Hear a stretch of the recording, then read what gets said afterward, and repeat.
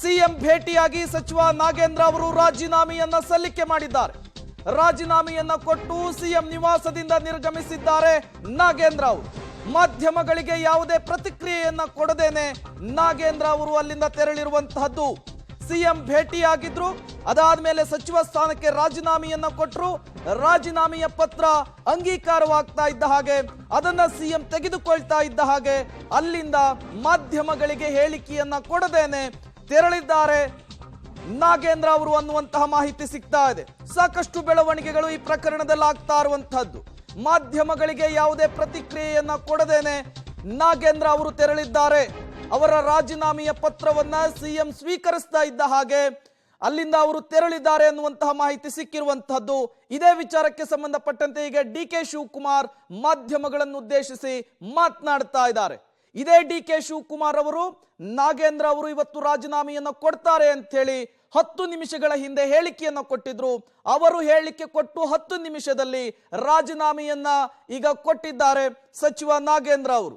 ಈ ಪ್ರಕರಣದಲ್ಲಿ ಅತಿ ದೊಡ್ಡ ಬೆಳವಣಿಗೆ ಆಗಿರುವಂತಹದ್ದು. ಬಂದು ಮಾತಾಡಿದ್ರು, ನಾನು ಪಕ್ಷಕ್ಕೆ ಮುಜುಗರ ಮಾಡಲ್ಲ ಅಂತ ಹೇಳಿ ಅವರೇ ವಾಲಂಟಿಯರ್ಗೆ ರಾಜೀನಾಮೆ ಕೊಡಲಿಕ್ಕೆ ಒಪ್ಕೊಂಡು ಇವತ್ತು ಕೊಟ್ಟಿದ್ದಾರೆ. ನಾವೇನು ಅವರಿಗೆ ರಾಜೀನಾಮೆ ಕೊಡಿ ಅಂತ ಹೇಳಲಿಲ್ಲ.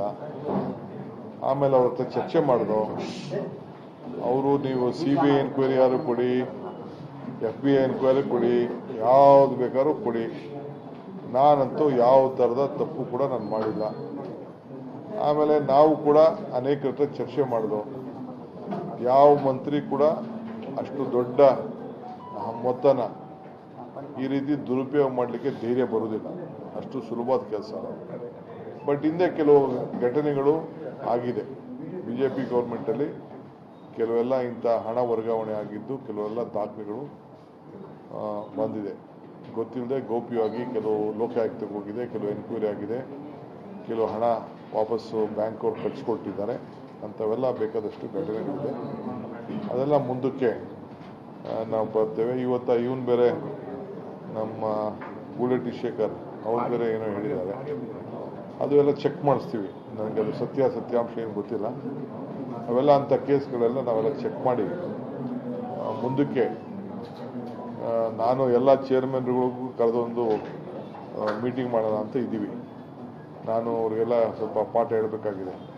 ಈ ರೀತಿ ಎಲ್ಲ ಭಾಳ ಹುಷಾರಾಗಿರಬೇಕು ಅಂತೇಳಿ.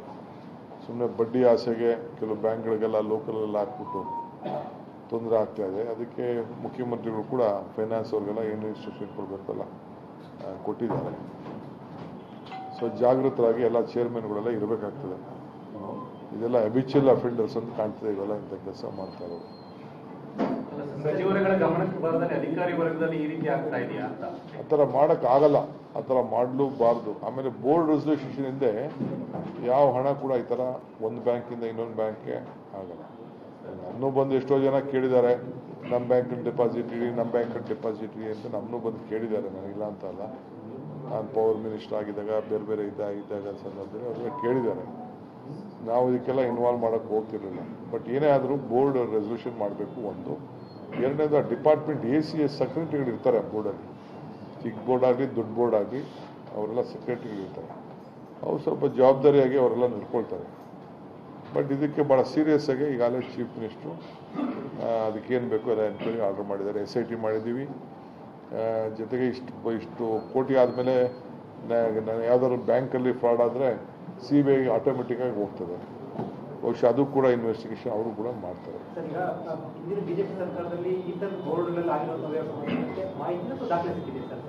ಮಾಹಿತಿನೂ ಬಂದಿದೆ, ದಾಖಲೆನೂ ಸಿಕ್ಕಿದೆ. ಅದು ಮುಂದಕ್ಕೆ ಮಾತಾಡ್ತೀವಿ.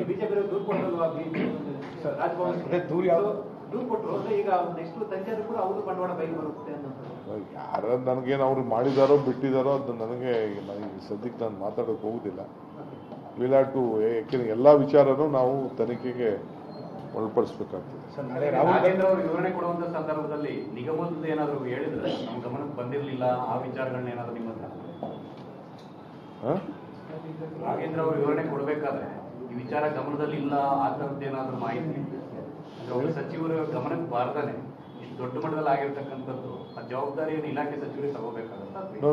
ಅವರು ನನ್ನ ಹತ್ರ ನಾನು ಪಾರ್ಟಿಗೆ ಎಂಬ್ರಾಸ್ ಮಾಡೋದಿಲ್ಲ ಅಂತ ಹೇಳಿದ್ದಾರೆ. ಅವರು ಚೀಫ್ ಮಿನಿಸ್ಟರ್ ಭೇಟಿ ಮಾಡಿ ನಾನೇ ವಾಲಂಟಿಯರ್ ಸಬ್ಮಿಟ್ ಮಾಡ್ತೀನಿ ಅಂತ ಹೇಳಿದ್ದಾರೆ. ನನ್ನೂ ಬಂದು ಮಾತಾಡ್ತೀನಿ ಅಂತ ಹೇಳಿದ್ದಾರೆ. ರಾತ್ರಿ ಮೀಟಿಂಗ್ ಆಯ್ತಾ ಸರ್? ಮೀಟಿಂಗಲ್ಲಿ ಈ ಬಗ್ಗೆ ಮೀಟಿಂಗಲ್ಲಿ ಏನಾಗಿಲ್ಲ. ನಾವು ವಾಸ್ತವಾಂಶ ಏನು ಅಂತ ಕೇಳ್ಕೊಡು ಅಷ್ಟೇ. We have not asked him to resign. ನಾವು ಮುಖ್ಯಮಂತ್ರಿನೂ ಆದೇಶ ಕೊಟ್ಟಿಲ್ಲ, ಮಾಧ್ಯಮದಲ್ಲಿ ಬಂದಿದ್ದೆಲ್ಲ ಸುಳ್ಳು, ಅವ್ರು ಆದೇಶ ಕೊಟ್ಟಿಲ್ಲ. ನಾವು ವಾಸ್ತವಾಂಶ ತಿಳ್ಕೊಬೇಕಲ್ಲ. ಬಟ್ ನಾವು ಪಾರ್ಟಿಗೆ ಎಂಬ್ರಾಸಿಂಗ್ ಆಗೋದು ಬೇಡ ಅನ್ನೋದು ಅವ್ರದ್ದು ಆಸೆ ಇದೆ. ಅದನ್ನ ಹೇಳಿದ್ರು.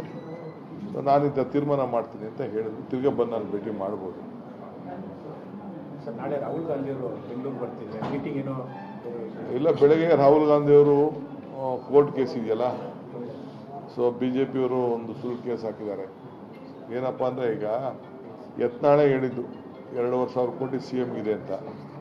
ಆಮೇಲೆ ಕೆಲವು ಪೇಪರಲ್ಲಿ ಬಂದಿತ್ತು, ಈ ಇಡ್ಲಿ, ವಡೆ, ದೋಸೆ, ಪೊಂಗಲು, ಕಾಫಿ, ಟೀ ಆಗ್ತಂಗೆ ಒಂದು ರೇಟ್ ಹಾಕಿದ್ರು ಪೇಪರು. ಅದನ್ನು ನಾವು ಅಡ್ವರ್ಟೈಸ್ಮೆಂಟ್ ಹಾಕಿದ್ದು.